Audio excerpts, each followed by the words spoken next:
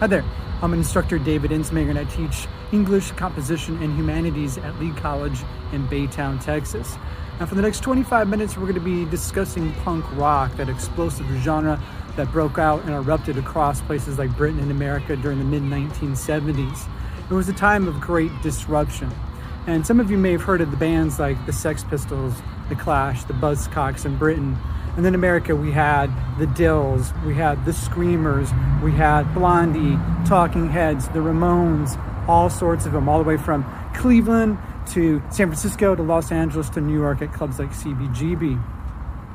So my own personal experience with punk rock began around 1980. I was 10 years old, and my brother graduated from high school and went to the Art Institute of Chicago. He was a decade older than me.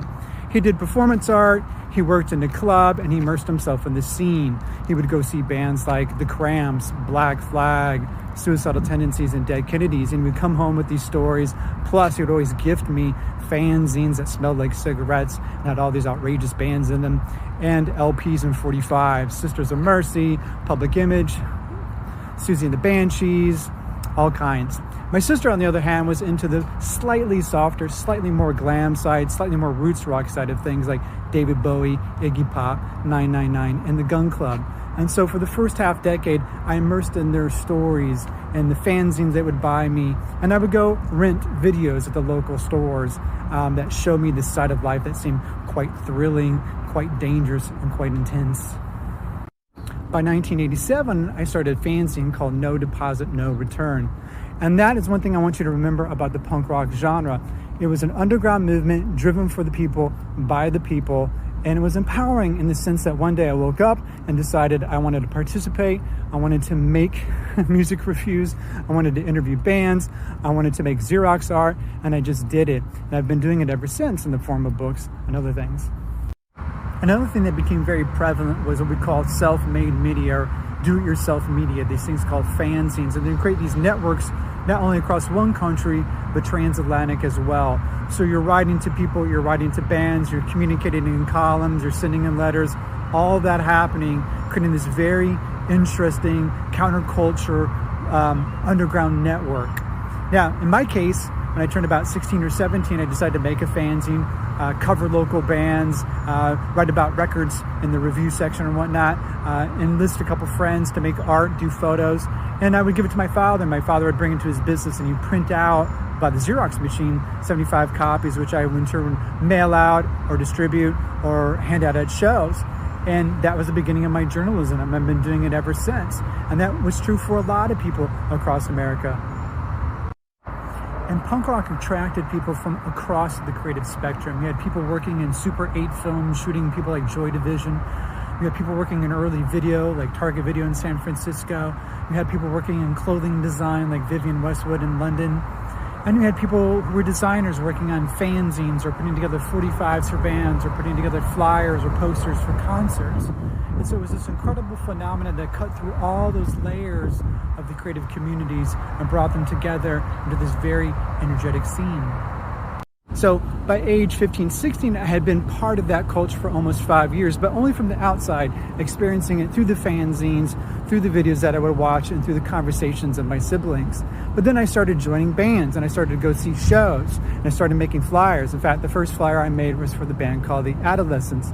And my band would begin to open up for other bands. So for instance, my band opened up for King Face, who was on the label Discord, which featured earlier bands like Minor Threat and Scream and Marginal Man. And so that was my segue into participating into punk culture immediately and first person. So not only would you use the flyers to promote your band in record stores or to post up on telephone poles or elsewhere in the city, you could also use them to write letters and migrate that cool art across the country, even across the world. But also we began to collect them. For instance, in my room, I would have them plastered all over my walls using push pins.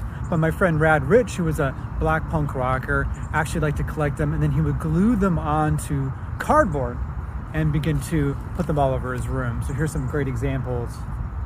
And so you can see that he gave them to me, and we cut them up so I could actually scan them. But it's also a great example of how people would use things to decorate their rooms. Now, because they were glued on, They begin to yellow because they're made from paper, and they begin to disintegrate. But it just shows you part of the variety of ways in which we'd use punk flyers, not just for the sake of promoting a specific show, but also wallpaper in our rooms to sort of surround ourselves with punk culture. First thing I'd like to focus on is the aspect of design. Now here is the Clash. This is actually late period Clash, and as you may know, they were actually on a major label, and this is what major productions would have looked like in the mid 1980s. It comes from a glossy, high design, full color reproduction and whatnot. So that is the period, the Clash were so-called sold out. But let's go back to an earlier era. So this is from 1980, and this is for a band called the Big Boys out of Austin, Texas, and it was made by Randy Biscuit Turner. And so you could see right away the stark difference between it all. First off, you're using a black and white flyer that could be easily reproduced on like a Xerox machine, and then also it's entirely hand-drawn. So it's got that do-it-yourself quality to it. It's very wonky. It's not flashy at all. It's not high design. It's kind of like naive child art almost. And what also this does, it helps document the presence and participation of gay punk rockers, because Biscuit was out of the closet. And he was also a little bit older, like the Clash. Clash were in their mid-20s, Biscuit was in his late 20s. So we tend to think of punk rock as being very youthful and teenage-oriented, when in fact there are people of all age groups. Now what is cool about this is actually 1979 for a band called the Rotters, and we know that because we can see the date there. Now let's talk about what flyers also represent. It's sort of a microcosm of information. So they tell us a little bit about the technology of the time. In this case, those kind of crude, easily reproducible Xerox quality. And then we have, of course, the handwritten portion of it, just like we have with Biscuit. Now down here, we actually have the club stamp. Now, what is truly amazing about this is that this concert took place at the San Francisco Club for the Deaf, which was a deaf social club established in the city. So this also begins to witness the participation of deaf punks within broad punk culture. So this is people with deaf abilities or different abilities who are also being part of it. They would listen to the music, for instance, by putting their hands on the wooden stage or putting their hands on the speakers, or they could hold the balloon and feel the vibrations. So again, this speaks to the multiculturalism of punk. Now, this is actually a flyer from my hometown. This is a little bit later in the 1980s. But you can kind of see that crude cut and paste style where people are Xeroxing things and then pasting them into this. Now, this is by Tad Keys, and Tad Keys later grew up to become a designer for a union in California.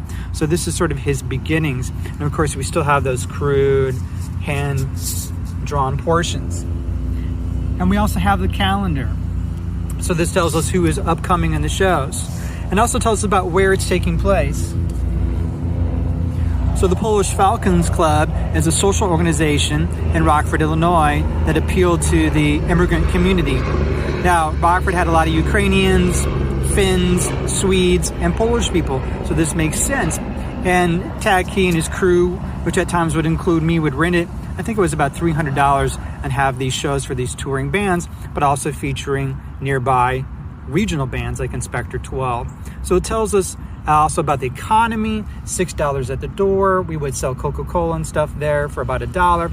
And so this is also indicating the economy of punk rock. Over here, around the same time, this is from 1986, we have a great flyer for the Bad Brains, and this is taking place in Virginia. So again, punk rock began to spread all across the United States. It wasn't just an urban thing in Chicago or Los Angeles or New York City. In addition to that, if you flip it over, you see that this was used as a letter. So a lot of times these flyers were disseminated across the United States from these towns and these shows by people using them for letters, and then you would mail it away. And so people like me would collect them from all over the country. So that speaks to the dissemination and the migration of all this very cool art. And Bad Brains were an all-black punk rock band, originally from Washington, D.C. They could no longer get shows there on a regular basis, so they moved to New York. So that's about the migration of bands. And in addition, they were the band that probably began the hardcore phase of punk rock, who shifted it around 1978, 1979 to something harder, faster, and more blitzkrieg than your typical punk. So not only does it document the migration of punk design and art, not only does it tell us about the spread of punk rock to even the smaller towns, but it also talks about multiculturalism and also some of the hardship of bands who had to move in order to make the music they wanted to play.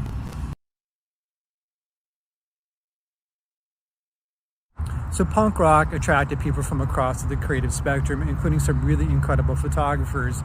Photography is important, not just because it captures a moment in time and it provides a sense of nostalgia, but also because it provides a kind of witnessing to show the different types of people as they were in the time and in the place.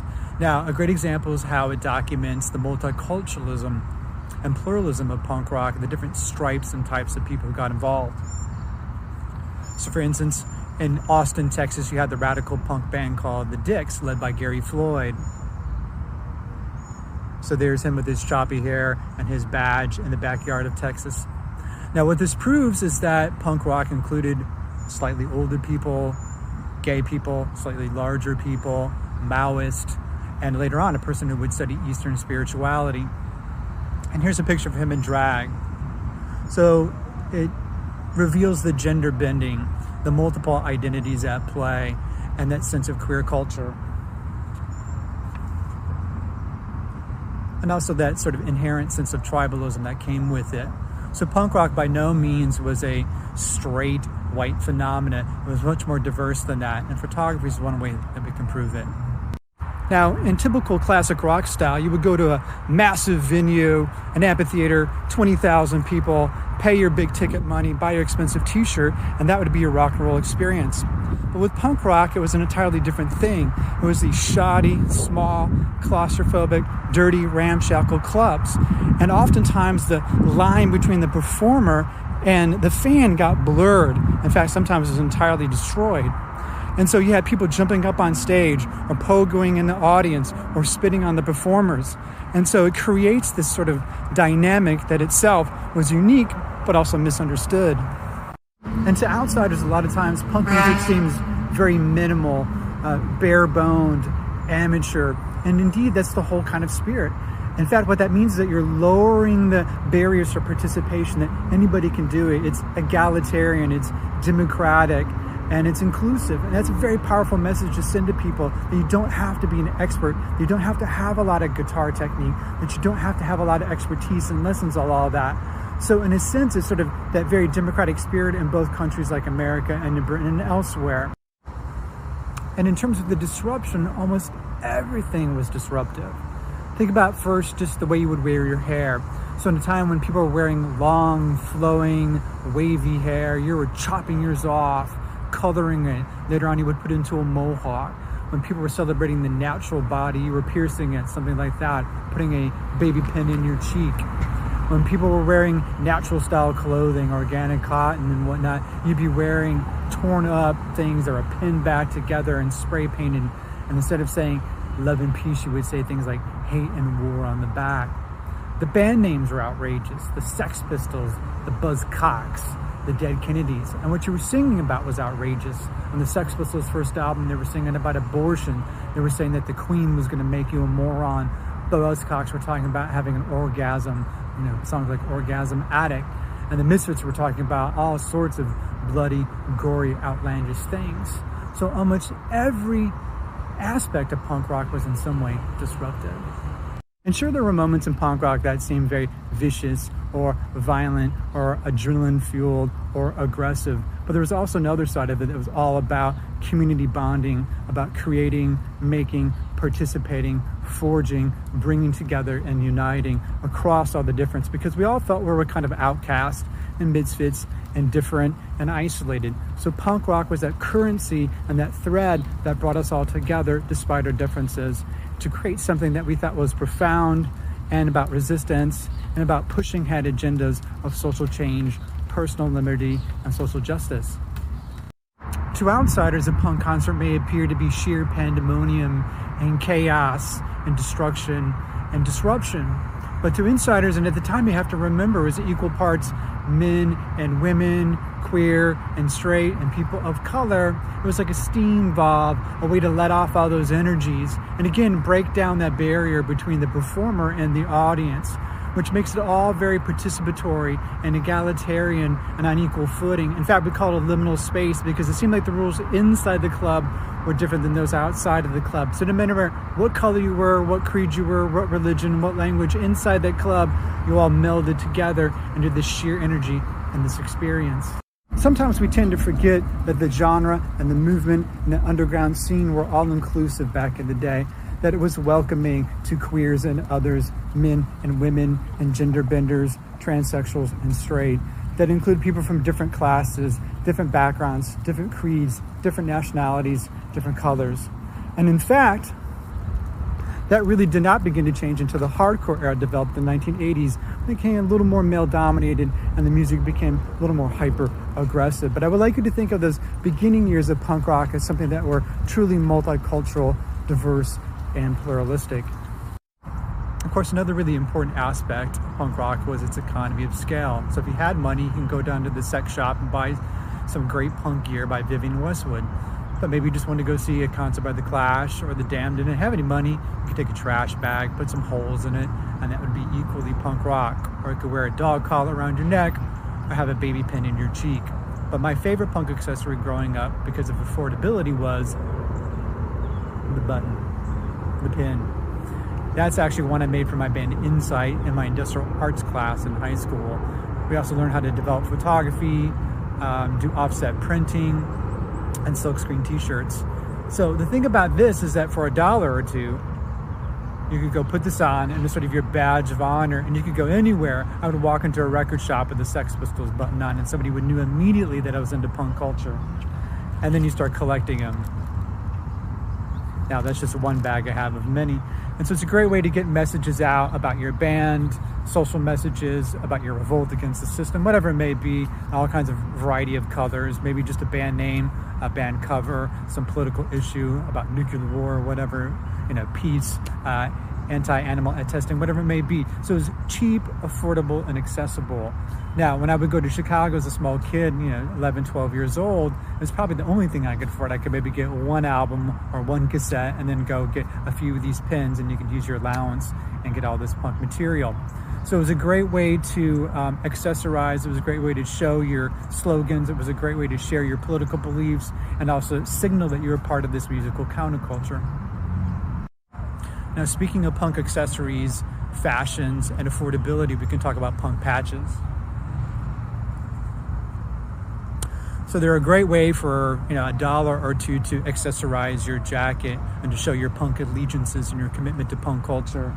And then to conclude even your global presence, Las Pezias, Italian punk rockers. And of course, it includes newer bands and classic bands.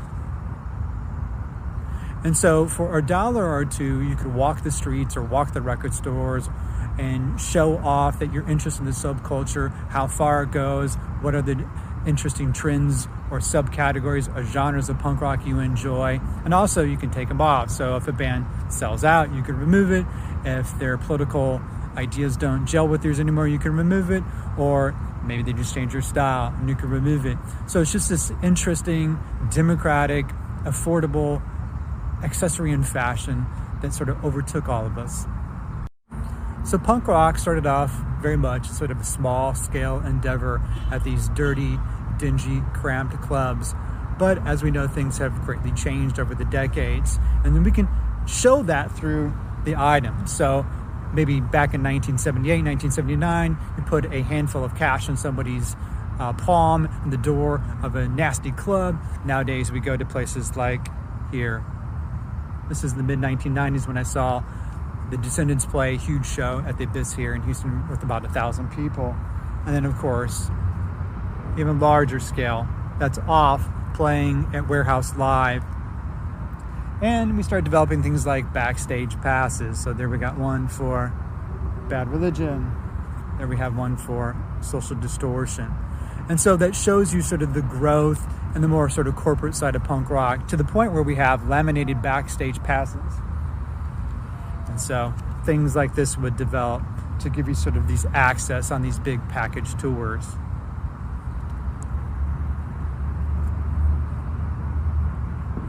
Now, I'm not saying there's anything wrong with that. I'm just saying it's different, both in terms of scale, both in terms of intent and its appeal.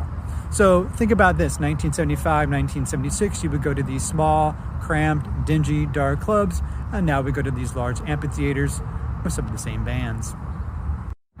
So as I walk, socially distance myself in my neighborhood, Upper Kirby in Houston, I want you to think about what was happening in the world as punk rock took hold. So for instance, we had the waning final years of the Vietnam War. We had garbage strikes in England, even strikes by gravediggers. We had trains full of graffiti in New York City and a blackout. In the US we had an unemployment rate that edged up about 9%. And at the same time, we had things like the me generation, right? The leftover idealism of the hippies, but we also had terrorist groups operating, like the Red Brigade and the Red Army faction. And then punk rock began to take root in places like CBGB, but also in places like Cleveland and in San Francisco and Los Angeles. The question is why? Well, in some ways, the answer is pretty simple. Every generation wants to make their mark in a new and defiant and rebellious way. And punk rock was just that. It was a get back to basics approach, 3 chords and the truth. Do it yourself. Don't disappear into the crowd. And Pete Shelley from the Buzzcocks told me a great story about a young person who wanted to make a fanzine, and they did an interview in the bathroom of a club. Next thing you know, that interview was posted in a Xerox fanzine. And so the idea was that you're creating culture from below. You're making it yourself. You're not going to the store and buying it. You're actually producing it. And so it shifts you from a mere consumer to a maker and to an artist. And that is empowering.